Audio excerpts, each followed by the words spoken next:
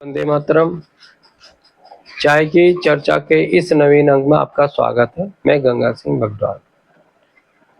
साथियों, जैसे कि पिछले एक दो वीडियो में मैंने आपको इस देश की न्यायपालिका, उनका व्यवहार और शासन और विभागों, कई शासन और विभागों के बारे में वार्ता की, मतलब एक तरह से आपसे जानकारियाँ दी और ली आपसे कि भाई बताइए कुछ अगर ऐसा कुछ है तो क्योंकि इसी के क्रम को हम आगे बढ़ाना चाहते हैं साथियों, कि हमने देखा है कि वर्तमान समय के अंदर जो कई विभागों को अगर देखते हैं, उनकी जो कार्य प्रणाली है वो काफी दोषपूर्ण है।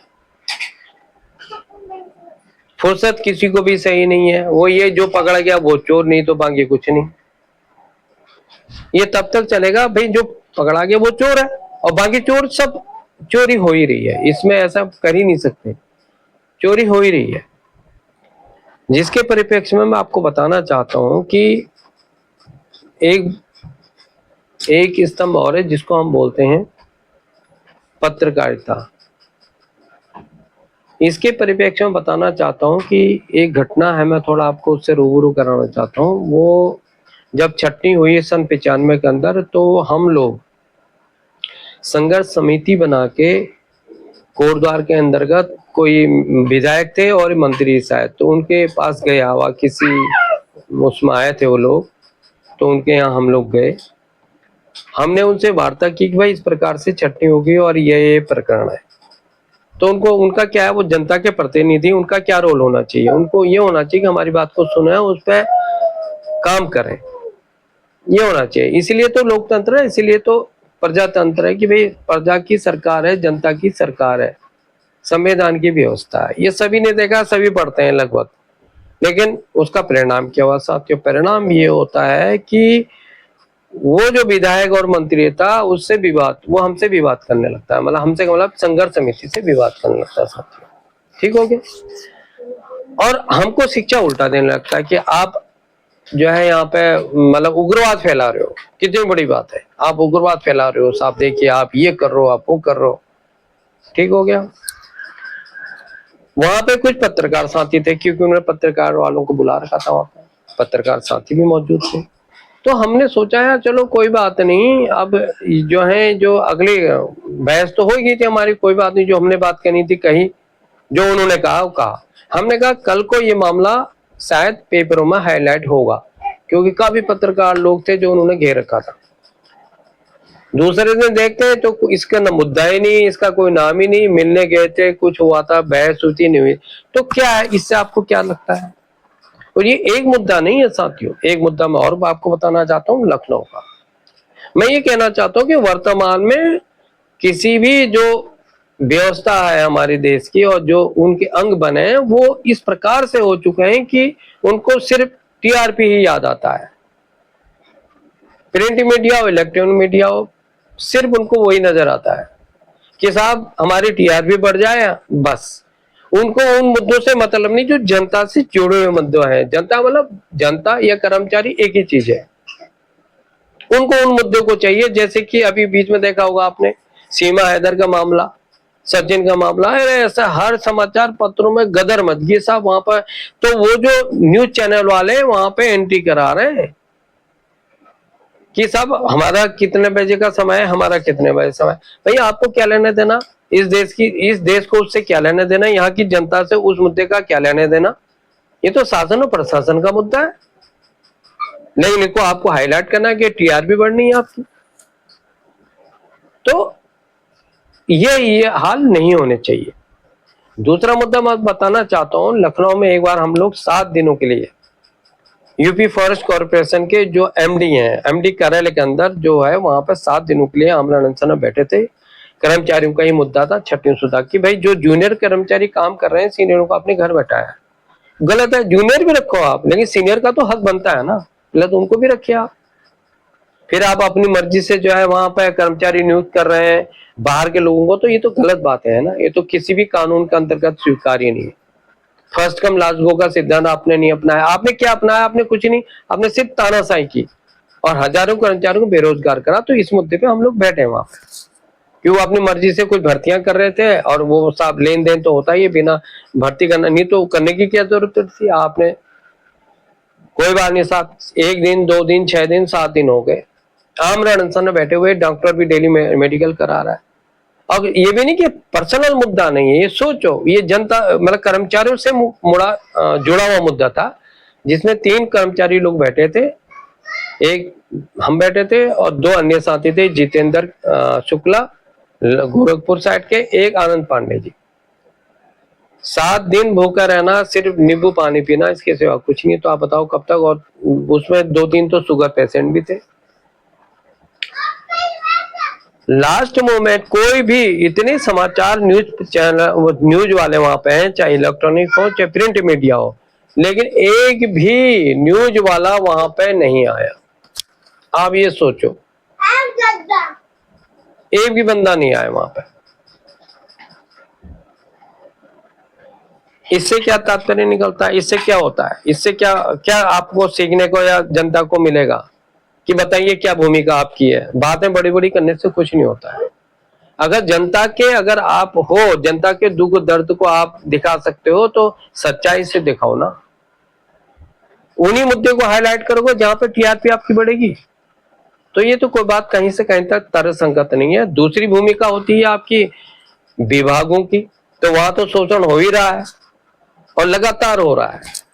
और तीसरी भूमिका इसमें आती है शासन और प्रशासन की। मैंने आपको बताया शासन प्रशासन का मतलब क्या है कि साहब मुख्यमंत्री को कंप्लेंट इस मामले में आप करेंगे तो प्रमुख सचिव को भेजेगा वो। प्रक्रिया देखो ना देश की क्या, मतलब ये काम कैसे चल रहा है। आप मुख्य सचिव भेजेगा विभागीय सचिव को, और विभागीय सचिव भेजेगा कहाँ पे, वो जिसका प्रकरण चल रहा है उसको जांच अधिकारी बना के उससे आप बात करो साहब, क्योंकि जांच अधिकारी कौन है, जिसके खिलाफ ने कंप्लेंट की। तो न्याय आपको मिलेगा कहां से, कौन सा ऐसा प्लेटफॉर्म है जहां से आपको लगता है कि न्याय मिलेगा। तो इसीलिए सैकड़ों कर्मचारियों हजारों कर्मचारियों का जीवन अंधकार में हो गया। इसी के परिप्रेक्ष्य में एक और बात करना चाहता हूं आपसे। आप देखो ना ये दोहरी नीति कहां कहां तक है और जनता का ध्यान नहीं है, जनता का मुद्दा फला। अरे भैया पहले ये भी तो देखो, जो सरकार चुनते हैं तो सरकार का मतलब क्या होता है। सरकार हमारी है तो ठीक है, मैं समझ रहा हूँ खाना पीने के लिए आप दे रहे हो, इसमें जो है बहुत कुछ अच्छा काम भी कर रहे हो आप, लेकिन आप ये भी तो देखो ना कि कुछ विभागों में, क्या कई विभागों में आप आज के डेट पे आप प्राइवेट सेक्टर में आपने दे दिया है। एक आपको उदाहरण देता हूँ, एक सरकारी कर्मचारी मतलब टीचर को लीजिए आप, तो वो क्या है, सरकारी जो टीचर है कितनी तनख्वाह लेता है आज की डेट पे। एक प्राइमरी का भी लीजिए आप तो 60-70 हजार से नीचे नहीं लेता, और दुनिया भर की सुविधाएं मिलती हैं उसको, बेनिफिट्स मिलते हैं दुनिया भर के, एक्स्ट्रा भत्ते मिलते हैं।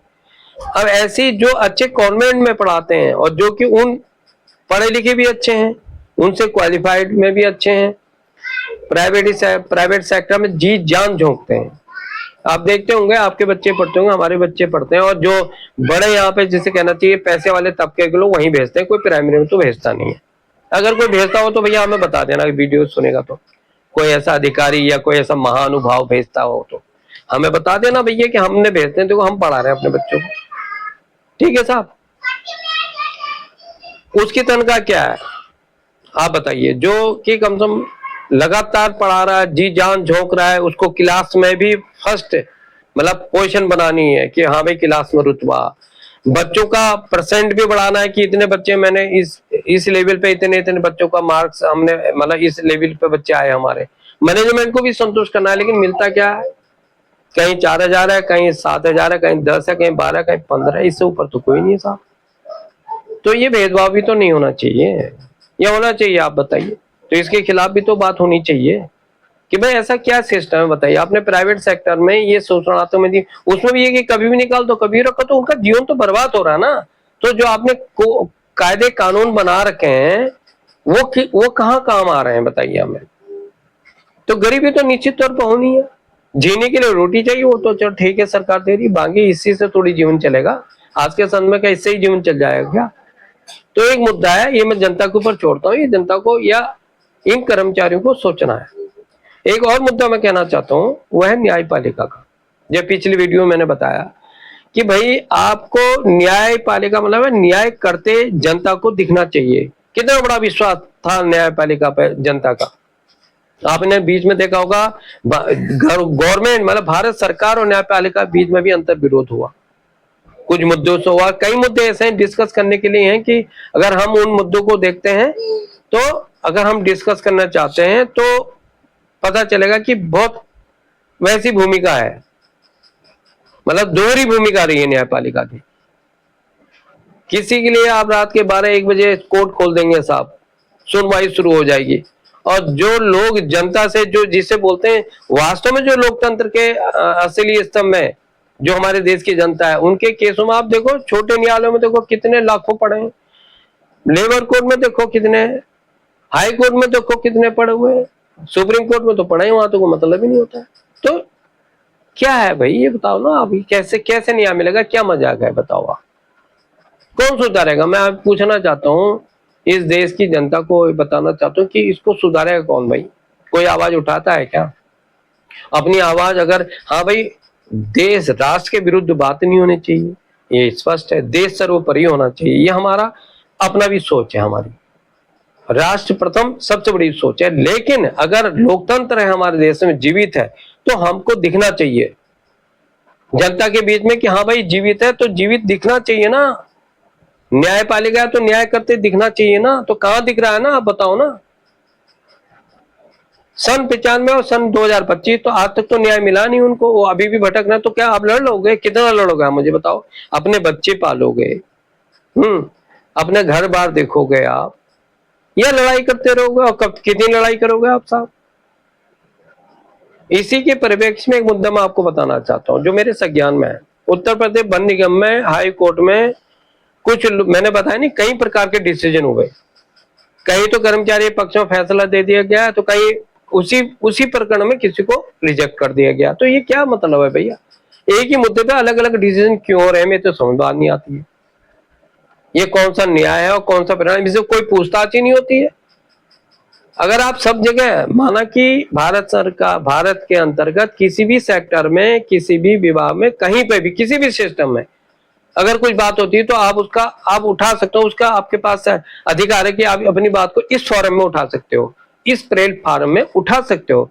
अगर न्यायपालिका में आपके बात है तो फिर कहां उठाओगे आप बताओ?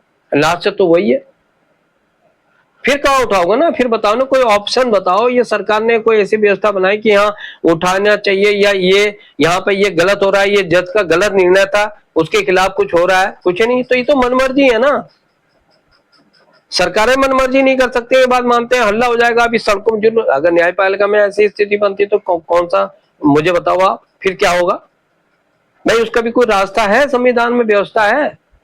और छोटे कर्मचारी, ये छोटे लोगों के लिए तो कोई व्यवस्था नहीं है। सालों के सालों गुजर रहे हैं, आदमी गुजर जा रहे हैं, उनसे आप न्याय की तो मतलब ही नहीं होता है।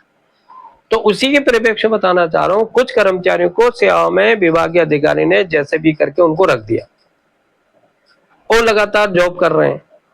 कुछ को सुप्रीम कोर्ट ने आदेश कर दिया, भाई लेबर कोर्ट के थ्रू आए, उनको रख दिया, वो जॉब कर रहे हैं। लेकिन जो उनके सीनियर थे और जो डायरेक्ट गए थे हाई कोर्ट, या जो हाई कोर्ट के और थे, वहां से निर्णय उनके खिलाफ आ गया।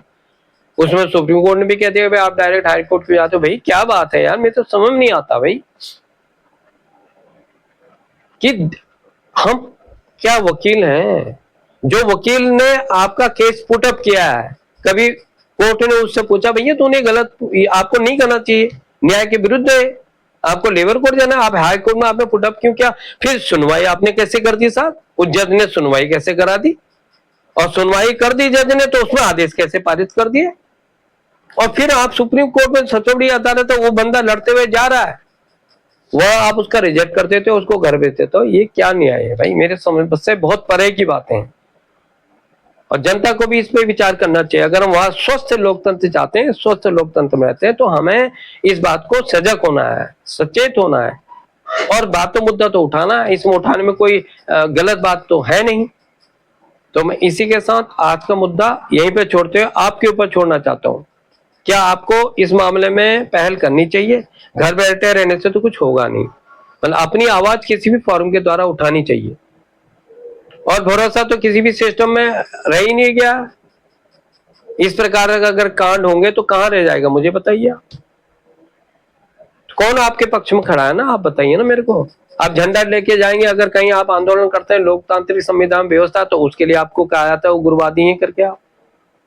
तो आज का अंक इतना ही, समय हो गया है। अगले अंक में कुछ नई बातों के साथ, कुछ इसी बिंदु में कुछ नई रोचक बातें आपके सामने सही तथ्यों के साथ रखेंगे साथियों। अगर आपको पसंद आता है इसको लाइक कीजिएगा आप। और जय हिंद, जय भारत, वंदे मातरम, भारत माता की जय साथियों।